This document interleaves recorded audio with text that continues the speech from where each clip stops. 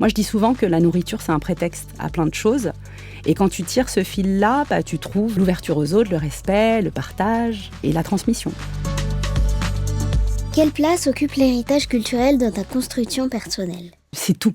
Je suis le fruit de l'héritage culturel que mes parents m'ont donné, apporté, voilà, depuis petite. Ça fait partie de mon ADN, vraiment. Je ne saurais pas vivre sans. Quelle est la chose la plus précieuse que tu as reçue, consciemment ou non, de ta famille ou de ta culture d'origine? Je pense que moi, c'est vraiment ma double culture. Voilà, quand tu me demandes comment est-ce que tout ça, comment est-ce que je vis tout ça, je pense que c'est ma double culture qui est hyper prédominante, c'est-à-dire le fait d'être pour le coup consciente, d'avoir à la fois un pied dans la culture française, parce que je suis française, et dans la culture traditionnelle algérienne, puisque c'est de là que viennent mes racines. Et je pense que c'est vraiment cet héritage-là qui est hyper prédominant chez moi et dont j'ai parfois conscience, parfois pas conscience. Et je pioche dedans de façon un peu naturelle.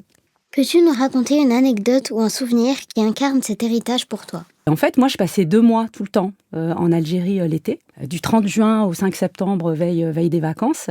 Et en fait, là-bas, je pense que je garde toujours des souvenirs de mes vacances là-bas. Et j'ai même été jusqu'à être hyper active dans la vie locale pendant mes vacances. Je jouais au théâtre, par exemple. Je faisais du théâtre pendant les vacances là-bas. Et au début, on me regardait un peu en me disant « Mais attends, la fille qui vient de France, elle joue du théâtre là-bas. » Et c'est ce genre de souvenir, tu vois, c'est peut-être anecdotique pour certains. Pour moi, c'est super important parce que je sais que j'étais vue comme l'immigrée là-bas.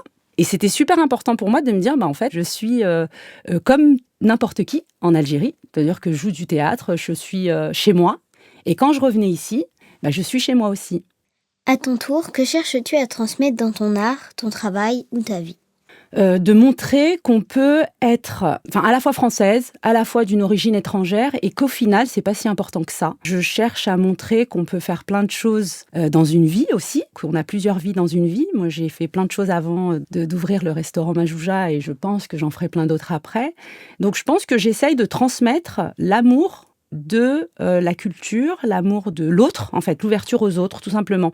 Moi, je dis souvent que la nourriture, c'est un prétexte à plein de choses. Et quand tu tires ce fil-là, tu trouves l'ouverture aux autres, le respect, le partage et la transmission, du coup. Si tu pouvais faire passer un message aux générations futures, ce serait quoi? Quand je regarde les nouvelles générations, je trouve que vous faites des choses extraordinaires. Et je pense que ce que j'aurais comme message à transmettre, c'est d'être hyper fière, en fait, de ce qu'est cette génération.